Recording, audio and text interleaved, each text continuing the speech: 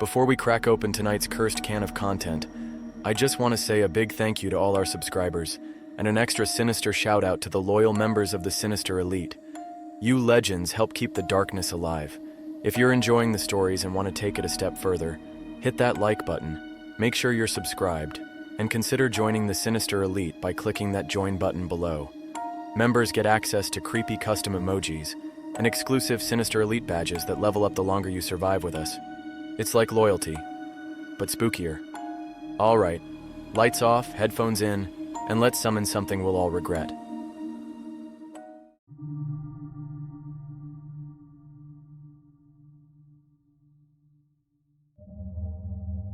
Most people think guarding a train at midnight sounds boring.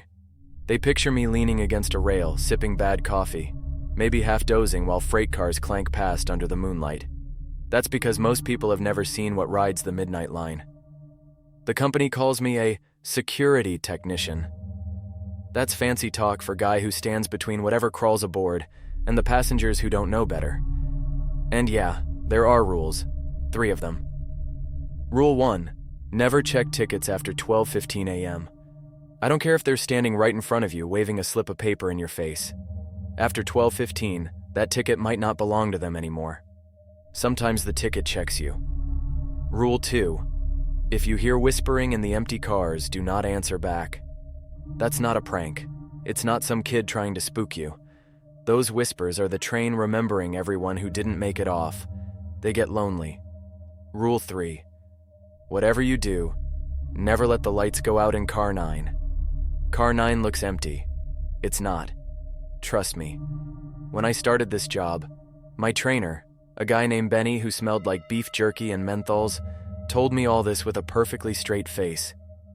I laughed. He didn't. Then he handed me a flashlight and said, "Try not to get eaten." That was my orientation. So here I am, walking the platform at 11:57 p.m., waiting for the midnight line to screech in. It's a beast of a train, black iron body, glowing red windows, and a whistle that sounds like a dying coyote. Steam hisses around my boots. The station's empty except for a vending machine that spits out mystery sodas. I've had 3. They all taste like regret. Tonight should be routine. Punch my time card. Walk the length of the train. Make sure Car 9 stays lit.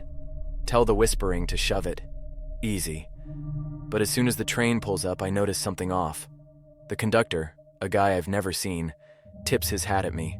His eyes are cloudy white like boiled eggs. He grins too wide. I shake it off and climb aboard. First car's quiet. Second car's quiet. Third car's not. There's a woman sitting alone, knitting something blacker than the train itself. I glance at my watch. 12:05. Okay, still safe to check tickets. Evening, I say. Ticket? She smiles without looking up. Her hands move faster. The yarn smells like grave dirt. I swallow hard, take the ticket she hands me and scan it. The name reads, Returned Passenger. My scanner beeps but doesn't register a seat number. Weird, but not unheard of. People with weird tickets pop up. Usually they vanish before the end of the line. I hand it back, mutter, "Thank you," and keep moving. Car 4 is empty. Car 5's full of sleeping college kids. Car 6 has a guy in a clown suit juggling knives. I don't even blink anymore. Car 7's whispering. Car 8's normal. Then I hit Car 9. The lights flicker. Once, twice. My stomach drops. I glance at the bulb over the door. It's dimming, like someone's drawing the power out of it. The air feels heavy, like wet velvet pressing on my chest. I pull out my flashlight, smack it on my palm. Not tonight, I mutter. Not my shift. Behind me, the whispering starts. Not in Car 7. Here, in Car 9. Ja-asen, it croons. I've never told anyone my name, that's a new one. We're hungry. The lights sputter again. I think of Benny's last words before he quit. When the light dies, so do you. And then something moves in the far end of the car. A shape, low to the ground, crawling. I flick the flashlight on. Its beam slices the dark. Nothing's there, but the whispers keep coming. I do the only thing I can. I start yelling like a crazy person. Not tonight! Union rules. The train groans. The lights surge back on. The shape at the end vanishes. My knees feel like jello. I slump into a seat, wipe sweat off my forehead. 1 o'clock in the morning. 5 more hours of this. Somewhere outside, the whistle blows. Long and low, like a warning. I check my watch. My shift just started. And I swear I see Benny's reflection in the window, even though he hasn't been on board for months. By 1:15 a.m., I was already rethinking my career choices. I could have been a barista, maybe a night janitor, hell, even a late-night Taco Bell manager. But no, I had to take the job where the walls breathe and whisper my name. I was trudging toward the caboose when the train lurched hard enough to throw me into a seat. Normally, the midnight line doesn't lurch. It slides smooth as a snake in butter. Something had pulled us. Through the window, I saw darkness blur by. And then, a station. That was impossible. The midnight line only stops at scheduled platforms, and none of those were due for another 2 hours. This station wasn't even finished. It looked like someone had started building it in 1920 and given up halfway. The sign on the platform read, "Welcome to nowhere." Perfect. Just what I needed. The doors hissed open on their own. Passengers stirred. I swear one of the sleeping college kids muttered, "Bathroom break," and shuffled out. Rule 1, I whispered to myself. Never check tickets after 12:15. That meant I had no authority to stop people from wandering into creepy ghost stations. Great loophole, thanks management. I followed anyway because if some kid disappeared into a void and his parents asked, "Where was security?" the answer couldn't be, "I was on my break eating Funyuns." The platform smelled like rust and mildew. The air tasted stale, like a basement after a flood. Half-built walls stretched into the dark, and somewhere a dripping echoed like a bad sound effect. That's when I heard it. The whispers. But not from the train this time. From the station itself. Jason... Yeah, they knew my name again. I made a mental note to stop wearing name tags. "Look, I'm flattered," I muttered, flashlight sweeping over the crumbling walls. "But I'm not into cults, haunted timeshares, or whatever this is." Movement flickered at the edge of my beam, a shape low to the ground, skittering fast. For a second I thought it was a giant rat. Then I realized it was wearing a little hat, a conductor's cap. "Oh, hell no," I said, backing toward the train. "I'm not dealing with haunted weasels in hats. That's above my pay grade." The whispers rose. The college kid who'd wandered out was standing by the ticket booth, slack-jawed, staring at nothing. His shadow was stretching, not outward, but up, climbing the wall like it had a mind of its own. "Kid," I barked, "back on the train." He didn't move. The shadow curled around his neck like a scarf. His eyes rolled back white. That's when the midnight line screamed. The whistle cut through the whispers like a blade. The doors clanged shut on their own. Steam roared. The train yanked itself forward like it was alive and furious. I sprinted, just barely diving through the last car door before it sealed shut. The station vanished into the night, like it had never been there. The kid didn't make it. Neither did the weasel in the hat. Car 9's lights flickered again, buzzing angrily. I tightened my grip on the flashlight. "Not tonight," I hissed. Then the PA system crackled. Nobody ever uses the PA at night, not unless it's bad. The voice was warped like a cassette tape melting in a microwave. "Next stop, Car 9. I froze. Passengers were still asleep. The knitting lady kept working on her black yarn, but every single head turned toward me at once, like a wave. Their eyes glowed faintly red in the dark. So there I was, sweating bullets in the aisle while 50 passengers turned their glowing red eyeballs on me like I was the main course at a demon buffet. The PA still hissed overhead. "Next stop, Car 9. which was ridiculous. Cars don't have stops. Cars are the stops. Unless, of course, Car 9 wasn't a car at all, but something pretending to be one. I took a shaky step forward. Okay, listen. I don't know who hacked the intercom, but HR's gonna have a fit. You can't just... The train groaned under me. Not the normal creak of wheels on rails. This was deeper, wetter, like the sound of a whale exhaling. The floor rippled. Actually rippled. And then the lights in Car 9 went out. Rule 3, I muttered, fumbling for my flashlight. Never let the lights go out in Car 9. Right. Sure. No pressure, I swung the beam toward the connecting door and nearly dropped it. The door to Car 9 wasn't a door anymore. It was a mouth. A gaping hole lined with rows of jagged metal teeth, dripping with oil like drool. The edges of the frame pulsed, flexing in and out as though the whole car was... breathing. The whispers slithered out louder than ever. Jason, come closer. We're hungry. Just a taste. Behind me, the passengers didn't scream. They laughed. A low, synchronized chuckle that made my skin crawl.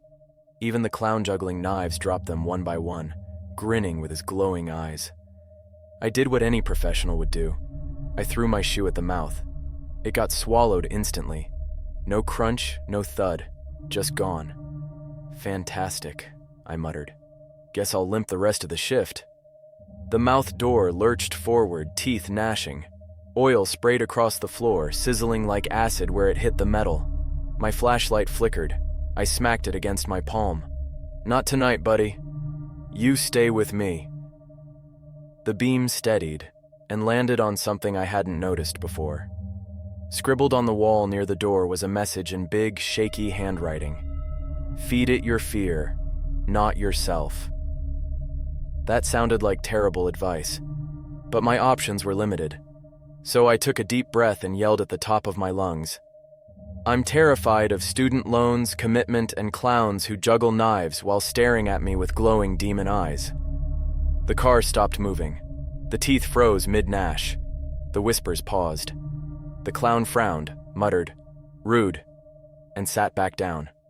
Then, with a shudder, Car 9 slammed its door mouth shut. The lights blinked back on, humming angrily. Passengers' eyes dimmed. One by one, they slumped in their seats like nothing had happened. Snoring resumed. The knitting lady clicked her needles calmly, like she hadn't just been possessed. I collapsed into a chair, my socks squishing in something oily. My heart was doing a drum solo in my chest. For about 3 blessed minutes it was quiet. And then the PA crackled again. This time the voice was clear, almost cheerful. Attention passengers, please prepare for inspection. Tickets will now be collected. I checked my watch. 2:20 a.m., way past 12:15. Rule 1. Never check tickets after 12:15 a.m. And yet down the aisle, the knitting lady was standing, holding out her slip of black yarn, now woven into a perfect rectangle that looked like a ticket. Every single passenger rose in unison, grinning, each one holding a ticket out toward me. The clown, the college kids, even a guy I swear wasn't there 5 minutes ago. The PA clicked again. Tickets, or souls, please. Every passenger stood there holding out tickets like we were about to play some satanic round of bingo. The PA kept repeating, tickets, or souls, please. Tickets, or souls. Now, remember rule 1? Never check tickets after 12:15 a.m. Yeah, well, it was well past that. And suddenly 50 glowing-eyed passengers wanted me to start validating. That's like the universe personally setting me up for failure. I raised my hands. Hey folks, small problem here. Corporate says no ticket checks after midnight. Liability reasons, you know how it is. The knitting lady tilted her head, yarn-tangled ticket dangling from her fingers. But we insist. Her voice was flat, like an old answering machine. The clown dropped another knife, leaned in close, and whispered, choose one. Sweat ran down my spine. If I checked any of these, the train might eat me alive. If I didn't, well, the passengers looked ready to eat me instead. Fine, I muttered. Soul inspection it is. I pulled out my flashlight like it was a badge. Line up one at a time. Single file, no cutting. I'm Union. For a moment, no one moved. Then, creepily obedient, they shuffled into a line down the aisle. The first guy, balding gray suit, glowing eyes, handed me his ticket. It was blank, just black paper. I pretended to read it, nodded, then shined the flashlight in his face. Uh-huh. Yep. Your soul's still rattling around in there. Needs an oil change, but it checks out. Next. The clown cackled. The knitting lady hissed. But they kept moving forward. One after another, I fake inspected their tickets. Each time I bluffed something stupid. Yep, you're overdue for confession. Your karma points are in the negatives, big guy. This says you once stole a Blockbuster late fee, but I'll let it slide. They didn't question it. They just nodded and moved aside, murmuring like sheep. For a second, I thought I might actually pull it off. Then the kid who'd wandered into the ghost station earlier stepped up. Except, wait. He wasn't supposed to be here. He hadn't gotten back on the train. His ticket was wet, dripping black ink onto the floor. His smile stretched too wide. His voice echoed double when he said, "Check it." My gut screamed, "Don't." Rule 1 pulsed in my head like a fire alarm. So instead, I dropped his ticket into the mouth of my empty soda can. "Sorry, bud. Machine's down. Try again tomorrow." The kid's grin faltered. His shadow twitched violently, rising up the wall like a spider. The whispers surged all at once. "He broke the rules! He's ours! Feed him to car 9! The train jolted so hard I hit the ceiling. Passengers collapsed into their seats, screaming and laughing at the same time. The kid's shadow lunged for me, tendrils stretching out like tar. I bolted, running full tilt down the aisle, past the screaming clown, past the hissing knitting lady, toward the only place worse than this car. Car 9. Behind me, the PA screeched, "Rule violator detected." Proceed to punishment. The connecting door began to rattle like something inside wanted out, and I realized with a sinking gut that car 9 wasn't locked anymore. The connecting door to car 9 rattled so hard the metal warped, bolts popping out like popcorn kernels. The Terry shadow from the Knot Kid hissed and whipped around me like a living lasso.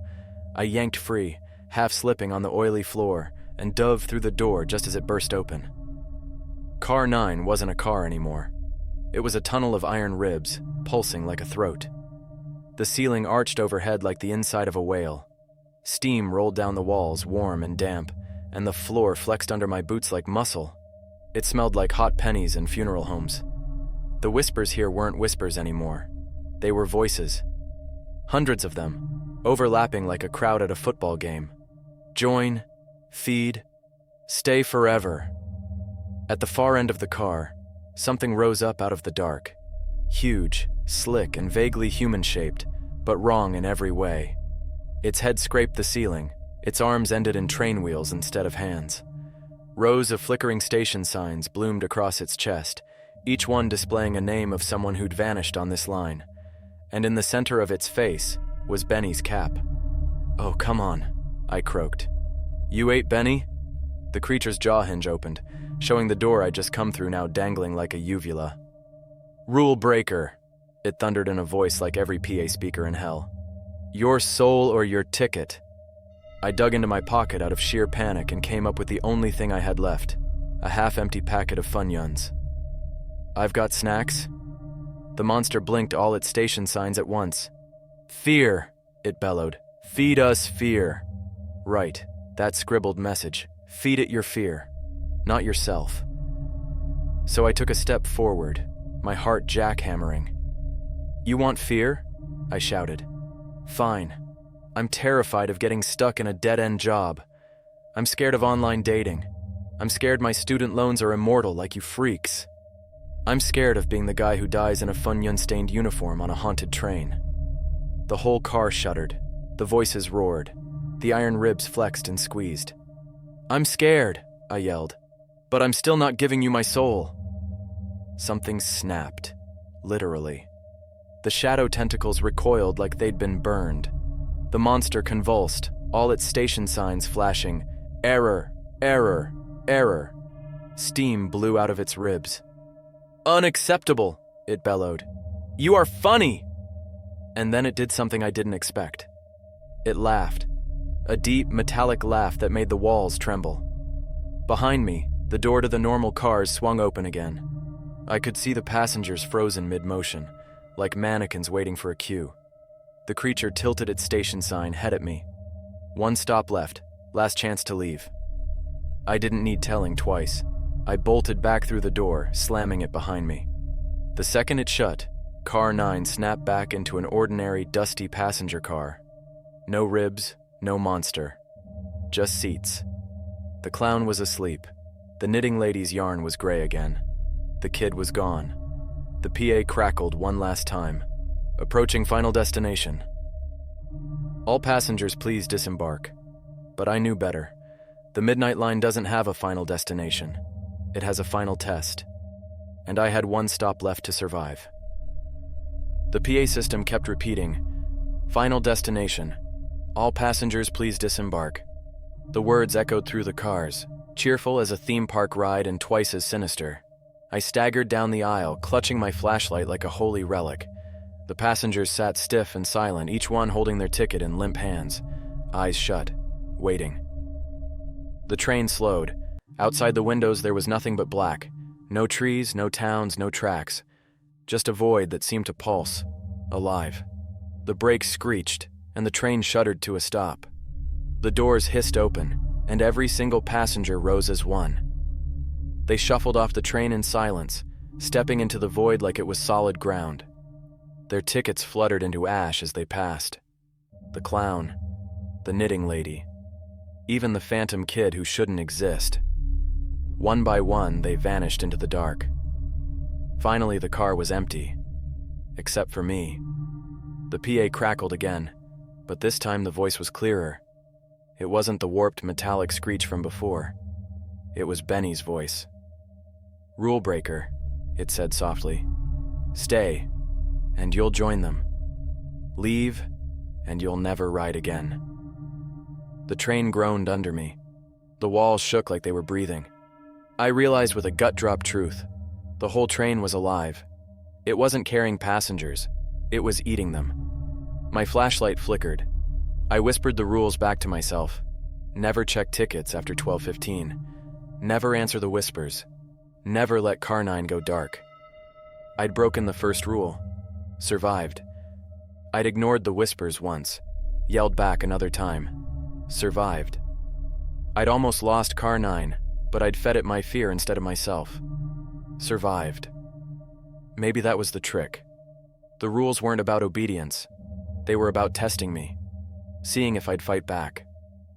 The doors at the far end slid open. A glow poured in. Pale morning light. Real daylight. The first I'd seen in hours. "Your stop," Benny's voice said. I hesitated. My gut screamed it could be a trick. Step off and maybe I'd tumble into the void. Stay on and maybe I'd end up a name on those station signs. The walls of the train shuddered. The whispers surged, furious. "Don't leave us! You're ours! Jawson!" I took one step, then another. My boots hit solid wood, an old wooden platform under bright dawn sky. The door slammed shut behind me. When I turned, the train was gone. No steam, no tracks, nothing but empty air. Just me, standing barefoot on a wooden platform in some nameless field, holding one shoe and a bag of half-crushed Funyuns. The morning sun rose, birds sang, and for the first time all night I laughed, because I realized something. If the midnight train ever came back, if it tried to drag me on board again, I'd be ready.